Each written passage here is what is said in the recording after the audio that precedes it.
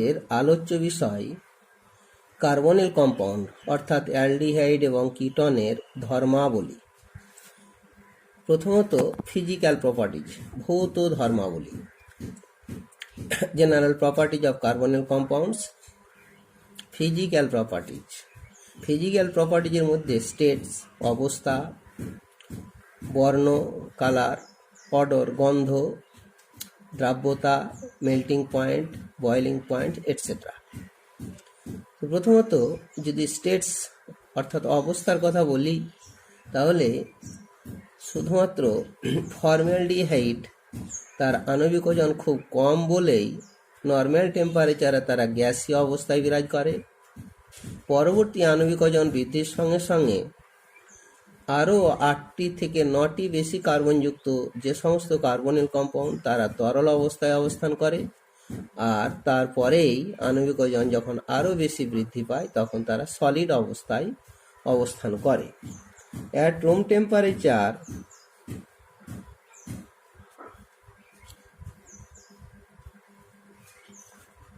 formaldehyde is a gas while others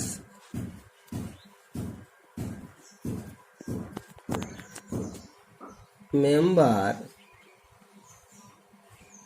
are liquids or solid, সেটা depending আপন molecular weight.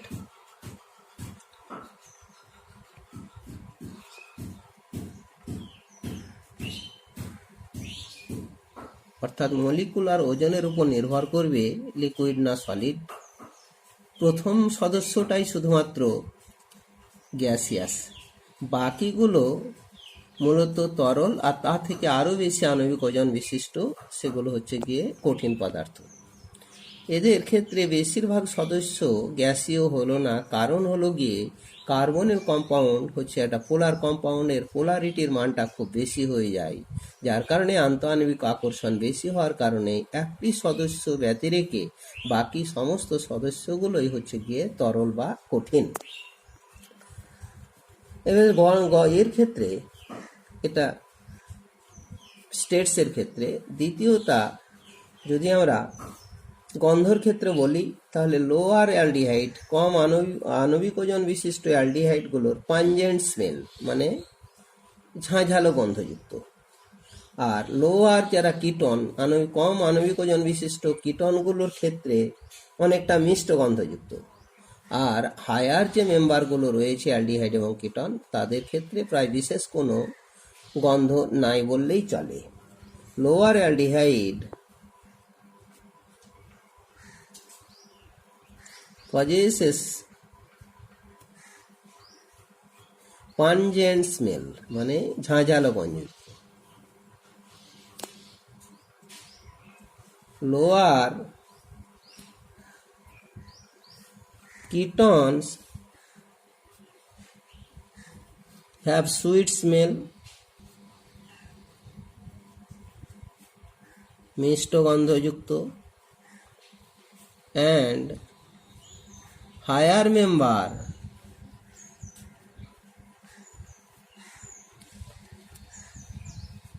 মানে higher aldehyde এবং ketone, সেই মেম্বারসগুলো have no characteristic smell, কোনো বিশিষ্ট বৈশিষ্ট্যমূলক গন্ধ নেই।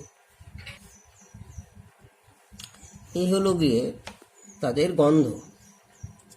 তারপরে সলিবিলিটির কথায় যদি বলি, তাহলে লোয়ার অ্যালডিহাইড এবং কিটন এদের ক্ষেত্রে অ্যালকিল গ্রুপের সাইজটা খুব কম হওয়ার কারণেই লায়োফোবিক পার্টের গুরুত্ব কম, ফলে লায়োফিলিক পার্টের গুরুত্ব বেশি হওয়ার কারণেই জলের সঙ্গে হাইড্রোজেন বন্ধন গঠনের মাধ্যমে লোয়ার মেম্বারগুলো মূলত জলে দ্রাব্য। কিন্তু হায়ার মেম্বারগুলোর ক্ষেত্রে যাদের আণবিক ওজন বেশি, যাদের অ্যালকিল গ্রুপের সাইজ বেশি, সেক্ষেত্রে লায়োফোবিক পার্টের গুরুত্ব বেশি, ফলে লায়োফিলিক পার্টের গুরুত্ব কম হয়ে যাওয়ার কারণেই জলের সঙ্গে হাইড্রোজেন বন্ধন গঠন করে না, তাই তারা জলে অদ্রাব্য। লোয়ার অ্যালিফ্যাটিক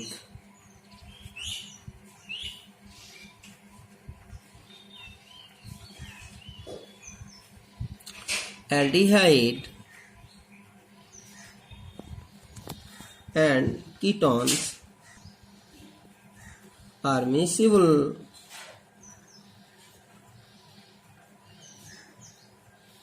with water, জলে এরা বিভিন্ন অনুপাতে মিশ্রিত হতে পারে due to intermolecular hydrogen bond formation, due to intermolecular hydrogen bond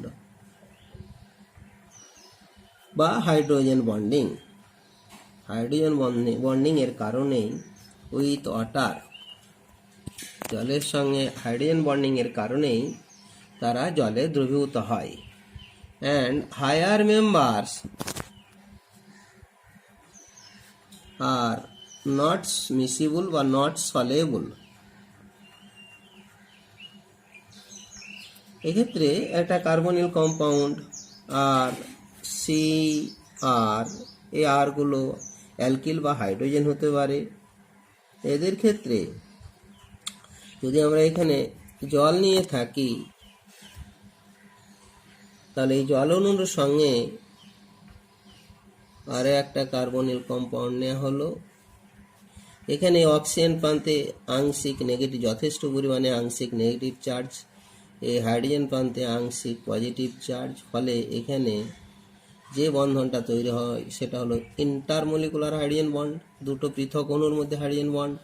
আবার একইভাবে হাইড্রোজেনের উপর আংশিক পজিটিভ চার্জ, অক্সিজেনের উপর আংশিক নেগেটিভ চার্জের ফলে এখানেও এক শক্তি মানে একটা ইন্টারমলিকুলার হাইড্রোজেন বন্ড ফর্ম করে।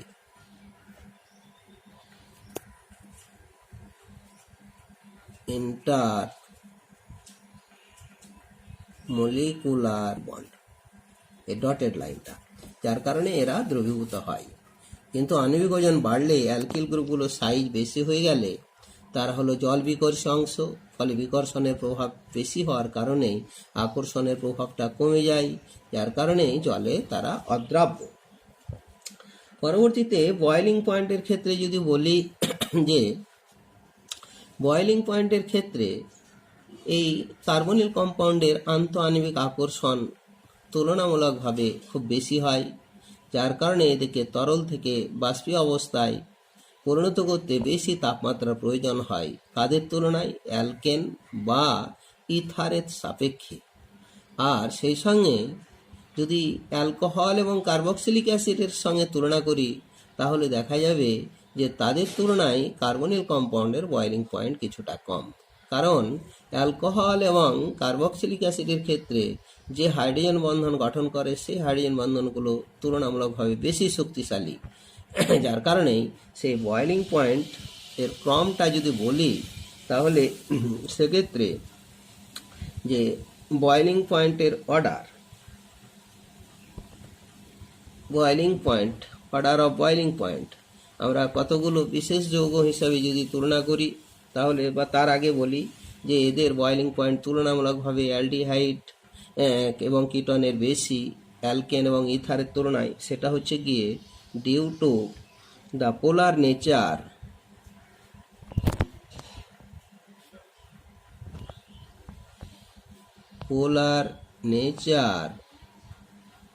of carbonyl group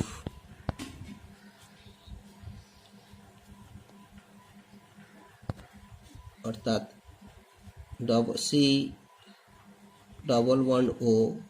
এই যথেষ্ট পরিমাণে অক্সিজেন প্রান্তে আংশিক নেগেটিভ চার্জ, কার্বন প্রান্তে আংশিক পজিটিভ চার্জ হয়ে যাওয়ার কারণেই এটা আসলে এরা পোলার মলিকুল। ফলে boiling point of aldehyde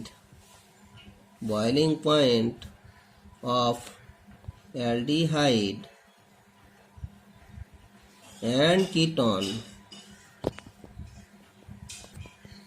are higher than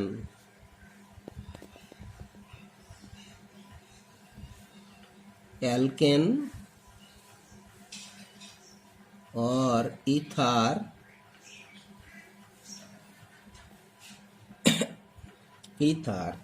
and lower than alcohol or carboxylic acid of comparable molecular mass, প্রায় একই আণবিক ওজন বিশিষ্ট এই যৌগগুলোর রেসপেক্টে এই হচ্ছে boiling point of comparable molecular mass বা আণবিক ওজন। Since dipole attraction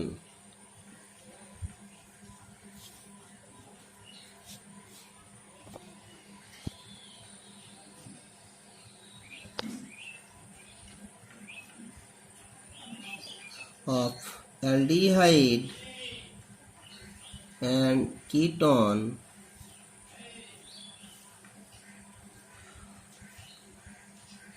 are not strong as hydrogen bonding in alcohol and carboxylic acid অর্থাৎ অ্যালকোহল এবং কার্বক্সিলিক অ্যাসিডের ক্ষেত্রে যে হাইড্রোজেন বন্ড ফর্ম করে তারা খুব শক্তিশালী। এই আন্তঃআণবিক আকর্ষণটা অনেক বেশি কার্বনিল কম্পাউন্ডের তুলনায়। কার্বনিল কম্পাউন্ডের আকর্ষণ বল মূলত শুধু ডাইপোল অ্যাট্রাকশন ফোর্স। এবারে যদি বলি সেই বয়লিং পয়েন্টের অর্ডারটা যদি বলি, order of boiling point increasing বা ডিক্রিজিং হারেই যদি বলা হয়, সেক্ষেত্রে যদি যৌগটাকে নিয়ে অ্যালকেন, এদের বয়লিং পয়েন্ট তুলনামূলকভাবে ইথার থেকে একটু কম বা ইথারের অ্যালকেন থেকে বয়লিং পয়েন্ট একটু বেশি। তারপরে এবারে কার্বনিল কম্পাউন্ড হিসাবে যদি অ্যালডিহাইড নিয়ে থাকি, অ্যালডিহাইড আবার অ্যালডিহাইডের তুলনায় কিটনের আরেকটু বেশি। যদি আণবিক ওজনটা প্রায় একই হয়, কিটনের পরবর্তীতে এবারে এসে যাবে অ্যালকোহল, আর অ্যালকোহলের থেকে আরো একটু বেশি হবে কার্বক্সিলিক অ্যাসিড।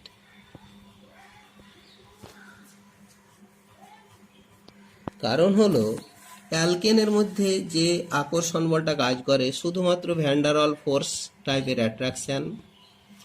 ইথারের ক্ষেত্রে ভ্যান্ডারওয়াল ফোর্স তো বটেই, সেই সঙ্গে এর পোলারিটি কিছু রয়েছে, তাই ডাইপোল অ্যাট্রাকশন ফোর্স কাজ করে। অ্যালডিহাইডের ক্ষেত্রে পোলারিটি আরও অনেক বেশি, তাই ডাইপোল অ্যাট্রাকশন ফোর্সের পরিমাণটা আরও বেশি। কিটনের ক্ষেত্রে অ্যালডিহাইডের তুলনায় পোলারিটি আরও বেশি, ফলে এর আকর্ষণ আরও বেশি, তাই বয়লিং পয়েন্ট বেশি। অ্যালকোহলের ক্ষেত্রে তো হাইড্রোজেন বন্ড ফর্ম করে, কার্বক্সিলিক অ্যাসিডের ক্ষেত্রেও হাইড্রোজেন বন্ড ফর্ম করে, কিন্তু অ্যালকোহলের তুলনায় কার্বক্সিলিক অ্যাসিডের বয়লিং পয়েন্ট বেশি হওয়ার কারণ হলো গিয়ে যে কার্বক্সিলিক অ্যাসিডগুলো মূলত গ্যাসিয়াস ফেজেও কিন্তু ডাইমারিক ফর্মে থাকে, দুটো অণু যুক্ত হয়ে একটি বড় অণুরূপে অবস্থান করে, তাই এদের কার্যকরী আণবিক ওজন সবচাইতে বেশি হওয়ার কারণে কার্বক্সিলিক অ্যাসিডের বয়লিং পয়েন্টের মান সবচাইতে বেশি। এবারে যদি ফিজিক্যাল প্রপার্টিজের পর কেমিক্যাল প্রপার্টিজ আলোচনা করি আমরা। Chemical properties of carbonyl compound.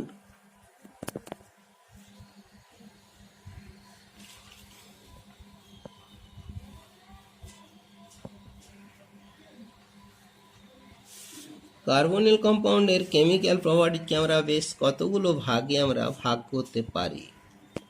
মূলত এটাকে 4 বা 5 টাইপের 5 টাইপস 5 প্রকারের ভাগ করা যায়। একটা হলো গিয়ে 1 নম্বর ভাগটা হচ্ছে গিয়ে নিউক্লিওফিলিক অ্যাডিশন অথবা নিউক্লিওফিলিক অ্যাডিশন অ্যান্ড এলিমিনেশন টাইপের রিয়াকশন। 1 নম্বর বিভাজন এটা ভাগটা হবে গিয়ে nucleophilic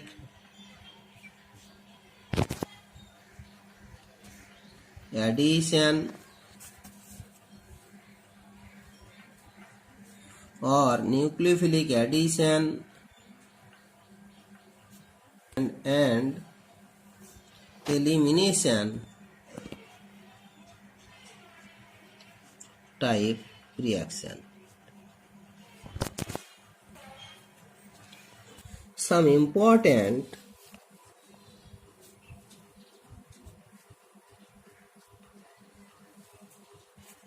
nucleophilic reagent are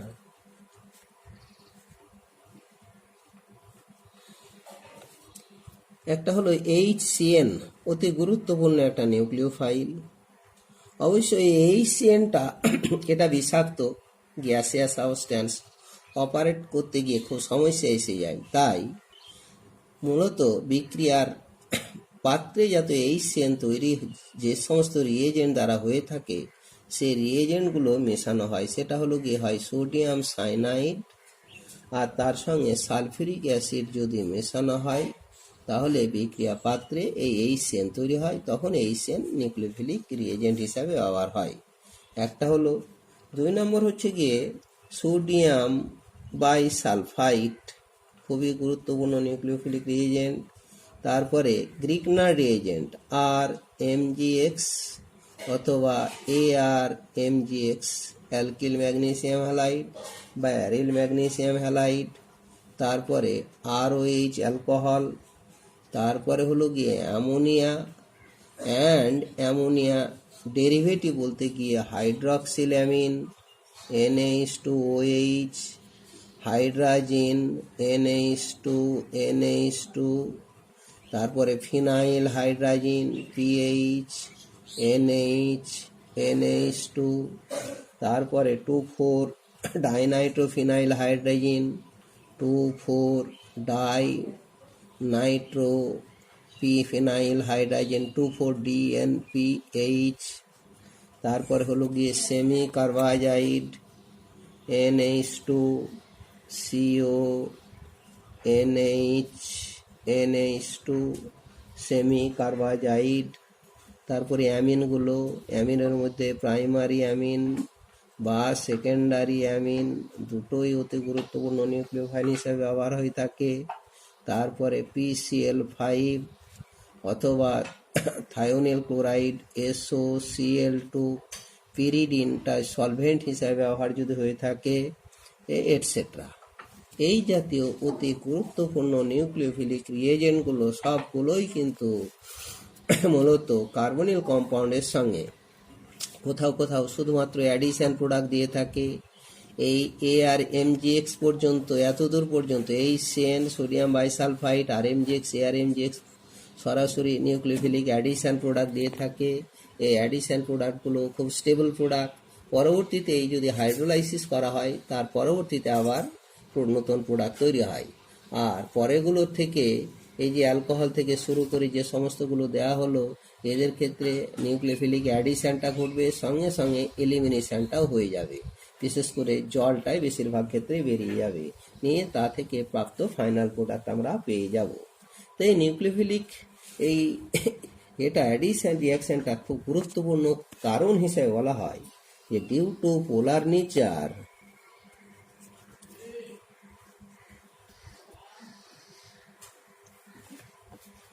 of carbonyl group, এই কার্বনিল গ্রুপের এই যে পোলার নেচারের কারণে কার্বন প্রান্তে আংশিক পজিটিভ, অক্সিজেন প্রান্তে আংশিক নেগেটিভ চার্জ লাভ করে। The addition reaction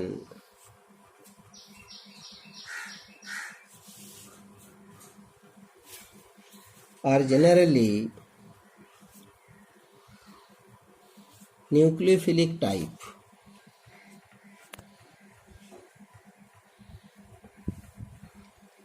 and catalyzed by weak acid medium.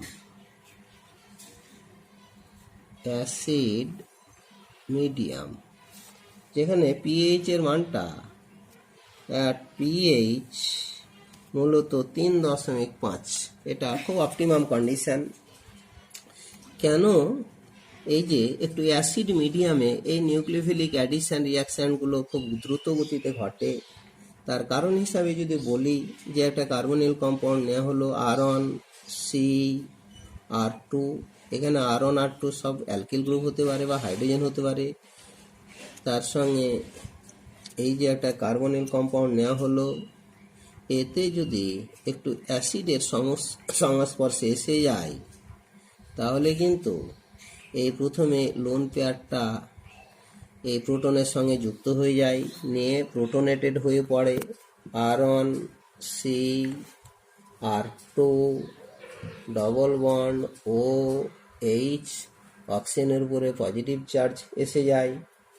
এরপরে এবারে যদি এখানে একটা রিএজেন্ট নেওয়া হয়, রিএজেন্টগুলো মূলত দুটো পার্ট, একটা ইলেকট্রোফিলিক পার্ট, একটা নিউক্লিওফিলিক পার্ট মিলেই রিএজেন্ট। তাহলে রিএজেন্টটাকে যদি আমরা এই NU দিয়ে রিপ্রেজেন্ট করি, এটা যখন বিভাজিত হয়ে যাবে তখন E+ যুক্ত NU-, এটা ইলেকট্রোফিলিক পার্ট, এটা নিউক্লিওফিলিক পার্ট। এবারে কিন্তু এই কার্বনিল কম্পাউন্ডের যেহেতু অক্সিজেনের উপর পজিটিভ চার্জ এসে গেছে ওই উইক অ্যাসিড মিডিয়ামের সংস্পর্শে আসার ফলে, তাই পজিটিভ চার্জগ্রস্ত অক্সিজেন যখনই এই পাই ইলেকট্রন টেনে নেবে, কার্বনের উপর পজিটিভ চার্জের পরিমাণটা খুব বেশি হয়ে যায়, ফলে এই নিউক্লিওফাইলটা খুব সহজেই কার্বনকে অ্যাটাক করে। অ্যাটাক করার ফলে যে প্রাপ্ত যৌগটা তৈরি হলো সেটার ক্ষেত্রে R1C R2, তারপরে ওখানে OH, আর এখানে নিউক্লিওফাইল যুক্ত হয়ে পড়লো। এখন এই স্টেজটাই হলো গিয়ে রেট ডিটারমাইনিং স্টেজ, এটাই হলো গিয়ে RD স্টেপ, হার নির্ণয়কারী ধাপ। এই হার নির্ণয়কারী ধাপে নিউক্লিওফাইল যত সহজে অ্যাটাক করবে তত দ্রুত গতিতে বিক্রিয়া ঘটবে। আর নিউক্লিওফাইল যেহেতু ঋণাত্মক চার্জগ্রস্ত স্পেসিস, ফলে কার্বনের উপরে পজিটিভ চার্জের পরিমাণের উপর নির্ভর করবে কত সহজে সেটা অ্যাটাক করবে। কার্বনের উপরে পজিটিভ চার্জ বাড়ানো যাচ্ছে, যখন এই প্রোটোনেশনটা ঘটে গেল, অক্সিজেনের উপরে পজিটিভ চার্জ এসে গেল, পাই ইলেকট্রন টেনে নেওয়ার কারণে কার্বনের উপরে পজিটিভ চার্জ খুব বেশি হয়ে যায়। স্বাভাবিকভাবে নিউক্লিওফাইল খুব দ্রুত গতিতে অ্যাটাক করে, নিয়ে প্রাপ্ত অ্যাডিশন প্রোডাক্টটা তৈরি হলো। এটা হলো গিয়ে অ্যাডিশন প্রোডাক্ট।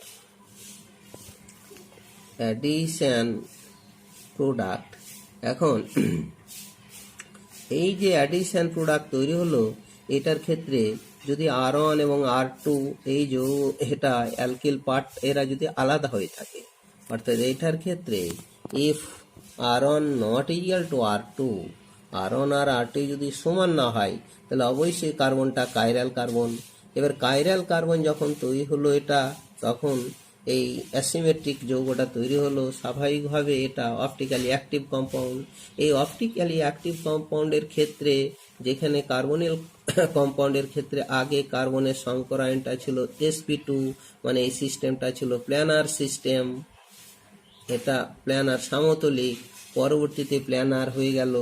এখানে কিন্তু এই সংকরায়নটা হয়ে গেল sp3। এবারে যখনই sp3 হয়ে গেল, এই প্ল্যানার সিস্টেমের নিউক্লিওফাইলটা এই উপরের দিক থেকে অ্যাটাক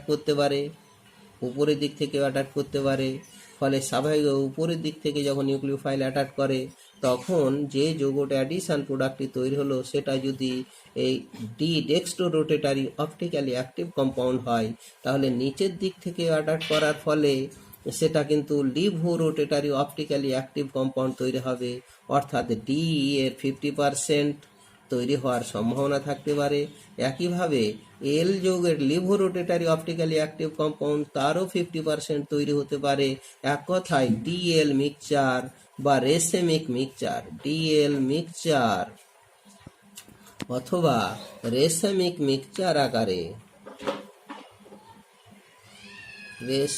মিক্সচার আকারে প্রোডাক্টটা পাওয়া যাবে, এবং সামগ্রিকভাবে এটা অপটিক্যালি ইনঅ্যাক্টিভ হবে। অর্থাৎ যেখানেই ডিএল মিক্সচার তৈরি হয় সেটা as a whole it is a optically inactive compound.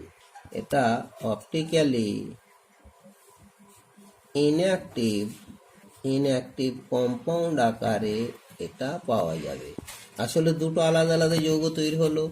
একটি যৌগ ডেক্সট্রো রোটেটারি, অর্থাৎ এটা সমতল সমাবর্তিত আলোক রশ্মিটাকে যদি ডান দিকে ঘুরিয়ে দেয় এবং ডান দিকে 5 ডিগ্রি মানে ক্লকওয়াইজভাবে 5 ডিগ্রি ঘুরিয়ে দেয়, তাহলে অপর যৌগটি ততটুকুই অ্যান্টি ক্লকওয়াইজভাবে 5 ডিগ্রি ঘুরিয়ে দেবে, অর্থাৎ ডি এবং এল ফর্ম সমান হয়ে যাওয়ার কারণে সামগ্রিকভাবে অপটিক্যাল রোটেশনের পরিমাণটা শূন্য হয়ে যায়। এক কথায় অপটিক্যালি ইনঅ্যাক্টিভ কম্পাউন্ডে পরিণত হয়। এবারে যদি আমরা এই উইক অ্যাসিডের পরিবর্তে স্ট্রং অ্যাসিড নিয়ে থাকি, ইন স্ট্রং অ্যাসিড মিডিয়াম, অর্থাৎ যেখানে পিএইচ এর মানটা 3.5 থেকে বেশি, যেখানে পিএইচ এর মান 3.5 থেকে বেশি, সেক্ষেত্রে নিউক্লিওফাইলস আর অলসো প্রোটোনেটেড। হ্যাঁ, স্ট্রং অ্যাসিড মিডিয়ামে পিএইচ এর মানটা এই 3.5 থেকে কম, কেননা পিএইচ এর মান যত কম হয় অ্যাসিডিটি তত বেশি হয়ে যায়, আর বেশি হলে ক্ষারকত্ব বেশি হয়ে যায়। তাহলে এই নিউক্লিওফাইলস are also প্রোটোনেটেড।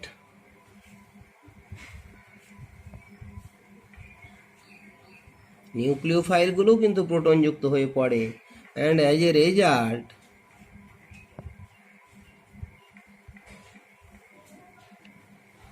nucleophilic attack become difficult.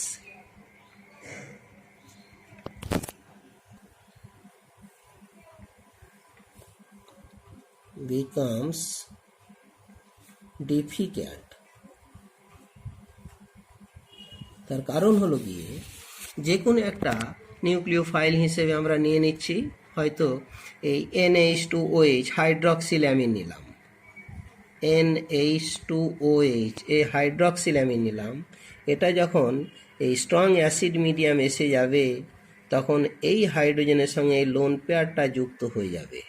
তাহলে লোন পেয়ার, এটা স্ট্রং অ্যাসিড মিডিয়ামে এটা লোন পেয়ারটা যুক্ত হয়ে গেলে আলটিমেটলি NH3+ OH এ পরিণত হলো, প্রোটোনেটেড হাইড্রক্সিল্যামিন। এটা কিন্তু are not as a nucleophile, এটা আর নিউক্লিওফাইল হিসাবে বিবেচিত হবে না, এটা not used as a nucleophile, তখন নিউক্লিওফাইল হিসাবে বিবেচিত হবে না। সুতরাং যে কোনো এই রিয়েজেন্টগুলো বেশি অ্যাসিড মিডিয়াম হলেই অর্থাৎ নিউক্লিওফিলিসিটি পুরোপুরি নষ্ট হয়ে যায়। এই নিউক্লিওফিলিক অ্যাটাক, কার্বনিল কার্বনে যে নিউক্লিওফিলিক অ্যাটাক, এটা মূলত কতগুলো ফ্যাক্টরের উপর নির্ভর করে। একটা হলো গিয়ে ফ্যাক্টর যে কার্বনিল কার্বনের উপর যত পজিটিভ চার্জ বেশি হবে তত সহজে নিউক্লিওফাইল অ্যাটাক করবে। আর দ্বিতীয়টা হচ্ছে গিয়ে যে এই আর এবং যে অ্যালকিল গ্রুপগুলো কার্বনের সঙ্গে যুক্ত হয়েছে তাদের সাইজ যদি বেশি হয়ে যায়, এরা যদি খুব বাল্কিনেস হয়ে পড়ে, তাহলে কিন্তু স্টেরিক এফেক্টের কারণে নিউক্লিওফাইল এই কার্বনিল কার্বনকে অ্যাটাক করতে পারে না। অর্থাৎ নিউক্লিওফিলিক অ্যাটাক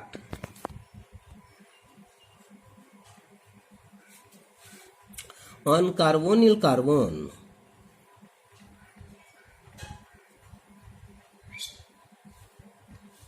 ডিপেন্ডস অন, যেটা নির্ভর করে বা ডিপেন্ডস আপন,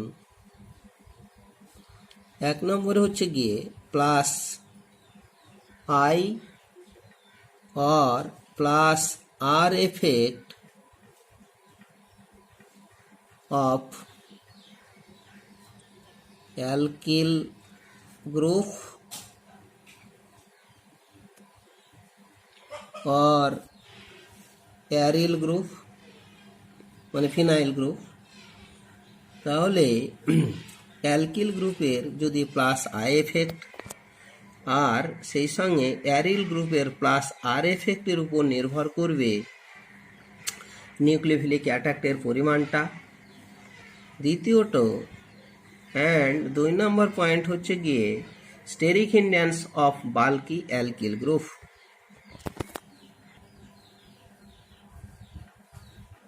অফ বা স্টেরিক এফেক্টটা কথায় অফ বাল্কি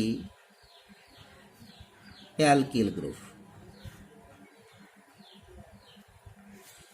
অ্যালকিল গ্রুপগুলোর সাইজ যত বেশি হয় তত কিন্তু নিউক্লিওফাইল দ্বারা অ্যাটাক করতে বেশি বাধা প্রাপ্ত হয়। অতএব the reactivity order of carbonyl compound, the reactivity order of carbonyl compounds, এটাকে যদি আমরা ইনক্রিজিং বা ডিক্রিজিং অর্ডার হিসেবে ধরি, কিসের রেসপেক্টে? Towards nucleophilic addition reaction, towards nucleophilic addition reaction. সেক্ষেত্রে যদি কার্বনিল কম্পাউন্ডটা ফর্মালডিহাইড হয়ে থাকে,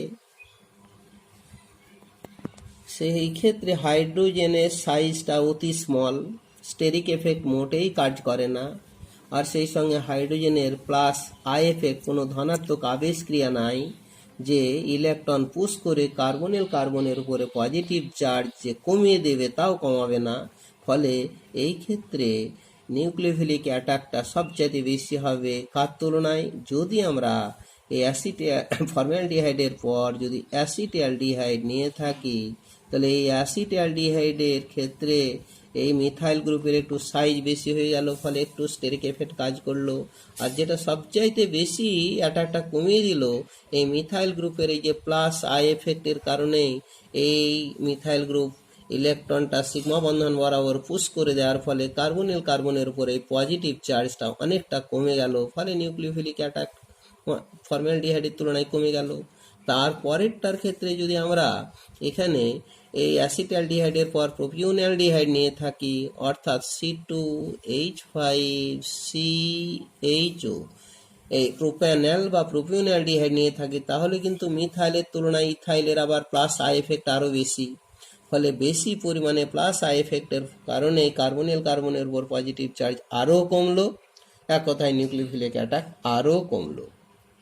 তারপরে ক্ষেত্রে যদি আমরা এবারে দুটো মিথাইল গ্রুপ নিয়ে থাকি, অর্থাৎ কার্বনিল কম্পাউন্ডটাকে অ্যাসিটোন আকারে নিয়ে থাকি, তাহলে এবার দুটো মিথাইল গ্রুপ, এদিকে প্লাস আই এফেক্ট এদিকেও প্লাস আই এফেক্ট, ফলে কার্বনের উপর পজিটিভ চার্জ আরও অনেকটাই কমিয়ে দিল। তারপরে ক্রমশই যদি আবার কার্বনের পরিমাণটা আরেকটু বাড়িয়ে দেওয়া হয়, অর্থাৎ C2H5COCH3 ইথাইল মিথাইল কিটন নেওয়া হয়, তাহলে এর প্লাস আই এফেক্ট আরও বেশি এবং স্টেরিক এফেক্টটা আরও বেশি হলো, ফলে রিঅ্যাক্টিভিটি আর একটু কমে গেল। তারপরে যদি এইভাবে ক্রমশই অ্যালকিল গ্রুপগুলোকে সাইজে বড় করা হয়, অর্থাৎ ডাই ইথাইল কিটন যদি নেওয়া হয়, তাহলে সেক্ষেত্রে আরও কমলো।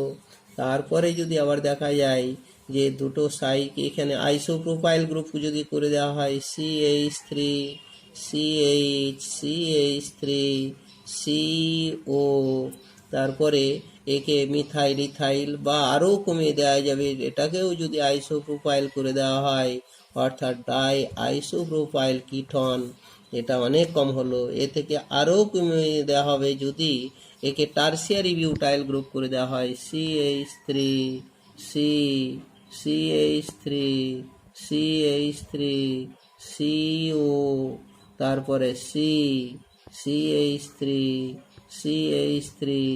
CH3 die tertiary butyl ketone. এখানে স্টেরিক এফেক্টটা সবচাইতে বেশি আর প্লাস আই এফেক্টটা সবচাইতে বেশি। কার্বনের উপরে পজিটিভ চার্জের পরিমাণটা একদম কমে যাবে, ফলে নিউক্লিওফাইল অ্যাটাক করবে না বললেই চলে। তারপরে আরও কমিয়ে দেওয়া যাবে যদি এবার মিথাইল গ্রুপগুলোকে এবার ইথাইল গ্রুপে পরিণত করা হয়, এভাবে ক্রমশই কমতে থাকবে। এবারে যদি আমরা অ্যালিফ্যাটিক কার্বনিল কম্পাউন্ডের সঙ্গে অ্যারোমেটিক কার্বনিল কম্পাউন্ডের রিঅ্যাক্টিভিটি অর্ডারটা তুলনা করি, তাহলে সেক্ষেত্রে অ্যালিফ্যাটিকের তুলনায় অ্যারোমেটিক কার্বনিল কম্পাউন্ডটা তুলনামূলকভাবে লেস রিঅ্যাক্টিভ। কারণ হচ্ছে যে অ্যালিফ্যাটিকের ক্ষেত্রে আর গ্রুপগুলো যতটা প্লাস আই এফেক্টের ফলে কার্বনের উপর পজিটিভ চার্জটাকে কমিয়ে দেবে, অ্যারোমেটিক কার্বনিল কম্পাউন্ডের ক্ষেত্রে ফিনাইল গ্রুপের শক্তিশালী প্লাস আর এফেক্ট থাকার কারণেই কার্বনের উপর পজিটিভ চার্জটা আরও কমিয়ে দেবে। ফলে অ্যালিফ্যাটিক কার্বনিল কম্পাউন্ডটা তুলনায় aromatic carbonyl compound less reactive towards nucleophilic addition reaction. অর্থাৎ রিয়াক্টিভিটি অর্ডার অফ এই অলসো রিয়াক্টিভিটি অর্ডার এইটার ক্ষেত্রে aliphatic carbonyl compound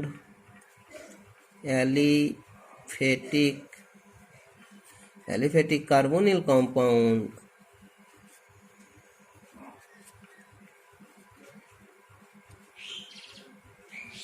is more reactive than aromatic carbonyl compound.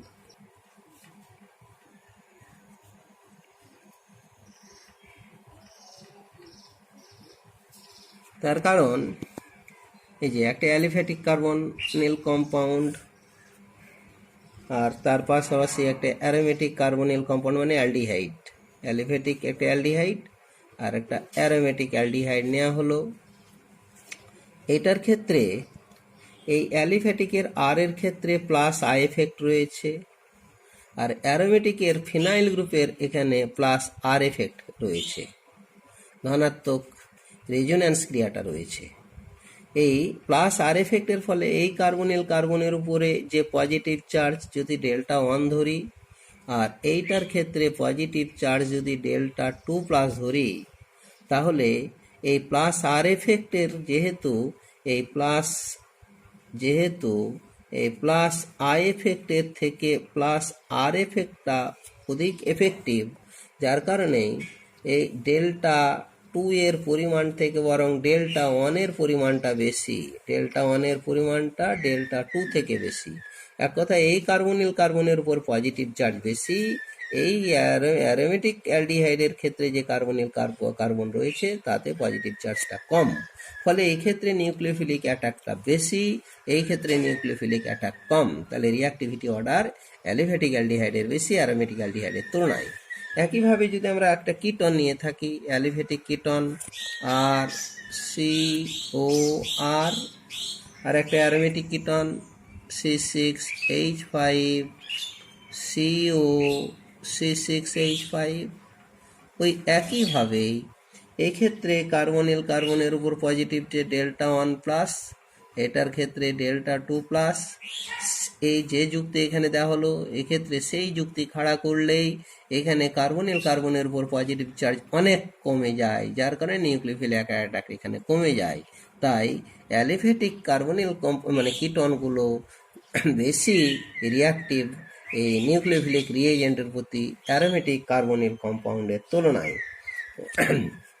এখানে এফেক্টগুলো অবশ্য বলা হয়েছে। তাহলে এই হলো গিয়ে যে বিশেষ করে নিউক্লিওফাইলের প্রতি রিঅ্যাক্টিভিটির অর্ডারগুলো সব দেওয়া হলো। এবারে তাহলে কতগুলো এক্সাম্পল আকারে দিচ্ছি, যে example of such reaction, nucleophilic addition সংক্রান্ত যে বিক্রিয়া। Example of such reaction। প্রথমে এই রিয়াকশনটা এই সেনের ক্ষেত্রে আলোচনা করা হোক। রিয়াকশন উইথ, এক নম্বরে reaction of carbonyl compound with HCN, এই যে নিউক্লিওফিলিক রিএজেন্ট। প্রথমে একটা কার্বনিল কম্পাউন্ড অ্যালডিহাইড নেওয়া হলো RCHO, নিউক্লিওফিলিক রিএজেন্ট সরাসরি HCN বা সোডিয়াম সাইনাইড আর সেই সঙ্গে সালফিউরিক অ্যাসিড, তা থেকে HCN তৈরি হলো। HCN সেও বিয়োজিত হয়ে H প্লাস সাইনাইড মাইনাস, সাইনাইডটা হয়ে গেল নিউক্লিওফাইল।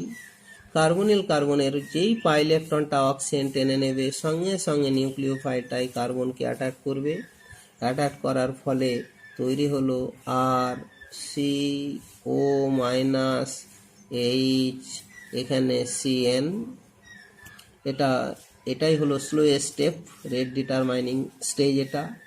এটা হলো গিয়ে স্লোয়েস্ট স্টেপ, এইটাই হচ্ছে গিয়ে রেট ডিটারমাইনিং স্টেপ, হার নির্ণয়কারী ধাপ।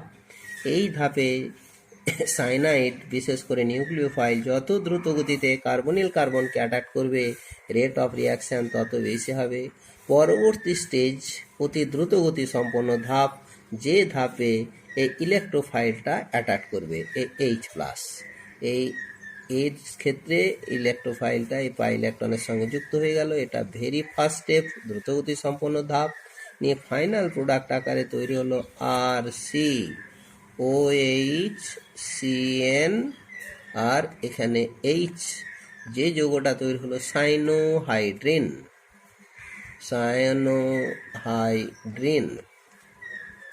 এখন এই যৌগটির ক্ষেত্রে কার্বনটা যেহেতু চারটে গ্রুপই আলাদা, আরটা যদি এইচ হয় তাহলে কিন্তু এটা কাইরাল কার্বনে পরিণত হবে না। আরটা যদি অ্যালকিল গ্রুপ হয়ে থাকে তাহলে এই কার্বনটা কাইরাল কার্বন, অ্যাসিমেট্রিক কার্বন। সুতরাং এটার ক্ষেত্রে অপটিক্যালি অ্যাক্টিভ কম্পাউন্ড হয়ে গেল। এই অপটিক্যালি অ্যাক্টিভ কম্পাউন্ডের ক্ষেত্রে sp2 থেকে যখন sp3 হয়ে গেল, এই নিউক্লিওফাইল অ্যাভাব দ্য প্লেন এবং বিলো দ্য প্লেন দুটো দিক থেকে অ্যাটাক করার ফলে এখানে যে যৌগটা তৈরি হলো সেটা হলো ডিএল মিক্সচার বা রেসেমিক মিক্সচার আকারে তৈরি হলো। অর্থাৎ 50% ডিফর্ম আর 50% এল ফর্ম, একত্রে ডিএল মিক্সচার বা রেসেমিক মিক্সচার বলা হয়। একটা এক্সাম্পল হিসেবে যদি অ্যাসিটালডিহাইড নিয়ে থাকি, কার্বনিল কম্পাউন্ডটিকে প্রথমেই HCN যুক্ত হলো অ্যাডিশন প্রোডাক্ট আকারে অ্যাসিটালডিহাইড সাইনোহাইড্রিন, এটা তৈরি হলো। একে যদি হাইড্রোলাইসিস করা হয়, সিএনটা সবসময় COOH এ পরিণত হয়, CH3 COH COOH আর সেই সঙ্গে H, এটা ল্যাকটিক অ্যাসিড, এটাও অপটিক্যালি অ্যাক্টিভ কম্পাউন্ড। এখন এই সাইনোহাইড্রিন যৌগটিকে আমরা বিভিন্ন রিয়েজেন্ট দিয়ে বিভিন্ন প্রোডাক্ট আকারে তৈরি করতে পারি। প্রথমত সাইনোহাইড্রিনের ক্ষেত্রে যদি একে লিথিয়াম অ্যালুমিনিয়াম হাইড্রাইড দিয়ে বিজারণ ঘটানো হয়, লিথিয়াম অ্যালুমিনিয়াম হাইড্রাইড দিয়ে বিজারণ ঘটানো হলো, সিএনটার যেখানে ট্রিপল বন্ড রয়েছে, এই ট্রিপল বন্ডে দুটো পাই বন্ধন ভেঙে যাবে, 2 মোল হাইড্রোজেন তথা 4টে হাইড্রোজেন পরমাণু সংযোজন ঘটবে। সংযোজন ঘটার ফলে এখানে যেটা তৈরি হবে CH3 CHOH আর সেই সঙ্গে CH2 NH2। এখন এই যৌগটি যেটা তৈরি হলো, একেও যদি আবার নাইট্রাস অ্যাসিড দিয়ে ট্রিটমেন্ট করা হয়, HNO2 সবসময় NH2 গ্রুপকে OH গ্রুপে পরিণত করে, ফলে ফাইনাল প্রোডাক্ট আকারে তৈরি হবে CH3 CHOH CH2OH, অর্থাৎ ভিক ডায়ল টাইপের যৌগ আকারে তৈরি হবে। আবার এইটার ক্ষেত্রে যদি HCN-কে অ্যামোনিয়া সহযোগে উত্তপ্ত করা হয়, অ্যামোনিয়াটা একটা nucleophile, cyanide electron withdrawing group, ফলে কার্বনের উপরে পজিটিভ চার্জ যথেষ্টই তৈরি হবে। তখন নিউক্লিওফাইল আবার এই কার্বনকে অ্যাটাক করবে। অ্যাটাক করার ফলে যখন তৈরি হবে নাইট্রোজেনের উপরে পজিটিভ চার্জ, তখন ওই প্রোটন বেরিয়ে যাবে। প্রোটনটা আবার OH এর সঙ্গে যুক্ত হয়ে আবার জল আকারে বেরিয়ে যাবে। এক কথায় OH2টা NH2 দ্বারা রিপ্লেসড হয়ে একটা প্রোডাক্ট পাওয়া গেল। সেই প্রোডাক্টটা হলো গিয়ে CH3 CH NH2 CN। এই যৌগটিকে এবারে আবার যদি হাইড্রোলাইসিস করা হয় অ্যাসিড মিশ্রিত জল দিয়ে, তাহলে সেক্ষেত্রে তৈরি হলো CNটা COOH হয়ে গেল। আবার যে প্রোডাক্টটা পাওয়া গেল CH3 CH COOH আর NH2, এটা মূলত অ্যালানিন জাতীয় গুরুত্বপূর্ণ একটা আলফা অ্যামিনো অ্যাসিড আমরা পেয়ে গেলাম। অ্যালানিন, এটা আলফা অ্যামিনো অ্যাসিড আমরা পেয়ে গেলাম। পরবর্তীতে এই যৌগটিকে আবার যদি আমরা সরাসরি এক্ষেত্রে হাইড্রোলাইসিস করা হতো H3O+ দিয়ে, তাহলে CNটা COOH হয়ে যেত, CH3CHOH, তারপর CNটা COOH এ পরিণত হতো। এখন এই যৌগটিকে যদি এই গাঢ় সালফিউরিক অ্যাসিড সহযোগে একটু উত্তপ্ত করা হয়, তাহলে এই আবার OH আর পাশের যে হাইড্রোজেনটা রয়েছে, একটা হাইড্রোজেনকে আলাদাভাবে রাখা হলো, এই H আর OH মিলে আবার জল বেরিয়ে যাবে, অর্থাৎ ডিহাইড্রেশনটা ঘটবে। জল বেরিয়ে গিয়ে তৈরি হলো CH2 double bond CH COOH acrylic acid. Acrylic acid এটা তৈরি হলো। পরবর্তীতে আমরা এই যৌগটাকে যদি আরও কিছু ট্রিটমেন্ট করি, যেমন যে এটার ক্ষেত্রে হয়তো পারায়োডিক অ্যাসিড দিয়ে ট্রিটমেন্ট করা হলো, HiO4, তাহলে এই পোর্শনটা CH2OH ফর্মালডিহাইড, আর সেই সঙ্গে এইটার ক্ষেত্রে CH3CH, এটা অ্যাসিটালডিহাইড ফর্মালডিহাইড দুটো পার্টে পরিণত হলো, CH3CHO, আর সেই সঙ্গে এটা হলো গিয়ে ফর্মালডিহাইড HCHO। বেশ এইভাবে বিভিন্ন টাইপের আমরা যেরকম যেরকম রিয়েজেন্ট দেবো সেই হিসেবে আমরা প্রোডাক্টগুলো পেয়ে যাব। আচ্ছা, আজকে এখানেই শেষ করা হলো।